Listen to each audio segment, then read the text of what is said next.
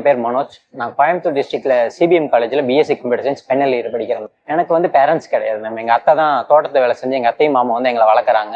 நான் வந்து ஸ்கூல் முடிச்சு காலேஜ் சேரும்போது பார்த்தீங்கன்னா எந்த ஒரு ஐடியாவுமே இல்லாம தான் சேர்ந்தேன். அடுத்து என்ன ஆகணும், என்ன வேலைக்கு போகணும், ஹையர் ஸ்டடிஸ் படிக்க ஆரம்பிச்சேன். பிஎஸ்சி கம்ப்யூட்டர் சயின்ஸ் படிக்க ஆரம்பிச்சேன். என்னுடைய 2வது செமஸ்டர் நான் முதல்வன் அப்படிங்கிற ஒரு திட்டம் கொண்டு வந்தாங்க. அதுல நிறைய ஸ்கில் கோர்சஸ் இருக்கிறத நான் பார்த்தேன் மேம். அதுல வந்து எல்லாமே ஃப்ரீயா இருக்கு. இப்போ நிறைய லட்சக்கணக்கில் பணம் கொடுத்து வெளியே படிக்க வேண்டிய ஒவ்வொரு கோர்சஸையும் இதுல ஃப்ரீயா சொல்லி கொடுத்துருந்தாங்க. அது பார்க்கும்போது எனக்கு ஒரு ஆச்சரியமாவும் இருந்துச்சு, அதே நேரத்தில் மகிழ்ச்சியாகவும் இருந்துச்சு. என்னுடைய 2வது செமஸ்டர் கம்யூனிகேட்டிவ் இங்கிலீஷ் அப்படிங்கிற ஒரு கோர்ஸ் கொண்டு வந்தாங்க. அது மூலியமா என்னோட கம்யூனிகேஷன் ஸ்கில் என்னால் டெவலப் பண்ணிக்க முடிஞ்சது. 3வது செமஸ்டர்ல பைத்தான் ஃபண்டமெண்டல்ஸ் கோர்ஸ் கொண்டு வந்தாங்க. அது மூலியமா என்னோட கோடிங் நாலேஜ் என்னால் மேலும் இம்ப்ரூவ் பண்ணிக்க முடிஞ்சது.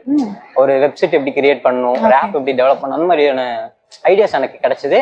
4வது செமஸ்டர்ல வெப் டெவலப்மெண்ட் கோர்ஸ் கொண்டு வந்தாங்க. அதுல நான் ஒரு வெப்சைட் எப்படி கிரியேட் பண்ணணும், ப்ராப்பரா எப்படி கிரியேட் பண்ணணும், ஒரு டிசைனிங் எப்படி பண்ணணும் அப்படிங்கிறதெல்லாம் தெரிஞ்சுக்க ஆரம்பிச்சேன். அதுக்கப்புறம் தான் தெரிஞ்சு எனக்கு டிசைனிங் இன்ட்ரெஸ்ட் இருக்கு அப்படின்னு தெரிய வந்தது. சரி, ஓகே, நம்ம டிசைனிங் பத்தி படிக்க ஆரம்பிக்கலாம் அப்படின்னு முடிவு பண்ணிட்டேன். நான் முதல்ல பார்த்து இதுல நிறைய ஃப்ரீ கோர்சஸ் அவைலபிளா இருந்தது. இதுல டிசைனிங் மட்டும் இல்லாம இன்னும் நிறைய கோர்சஸ் அவைலபிளா இருக்கிறத பார்த்தேன். இப்போ என்னோட ஜூனியர்ஸ்க்கு இதை ரெஃபர் பண்ண ஆரம்பிச்சேன். டிசைனிங் ரிலேட்டடா படிக்க ஆரம்பிச்சேன். என்னோட கெரியரை பத்தின பயம் எனக்கு இருந்தது. அது வந்து கொஞ்சம் கொஞ்சமா குறைய ஆரம்பிச்சு. அடுத்து நம்ம ஜாப் போக போறோம், அந்த கான்பிடென்ட் வந்துருச்சு. இருந்தாலும் அதை பத்தின ஃபியர் எனக்கு இருந்துச்சு. அப்பதான் அவென்டா கம்பெனில இருந்து குரூப் ஆஃப் கம்பெனில இருந்து பிளேஸ்மெண்ட் ட்ரைனிங் கொடுத்து வந்தாங்க. இப்போ ஒரு இன்டர்வியூ போனா அங்க எப்படி நடந்துக்கணும், ஒரு ரெஸ்யூம் எப்படி ரெடி பண்ணணும், ஒரு குரூப் கம்யூனிகேஷன் எப்படி இருக்கணும், அதெல்லாம் சொல்லி கொடுத்தாங்க. எனக்கு சுத்தமா அந்த ஃபியரே போயிருச்சு.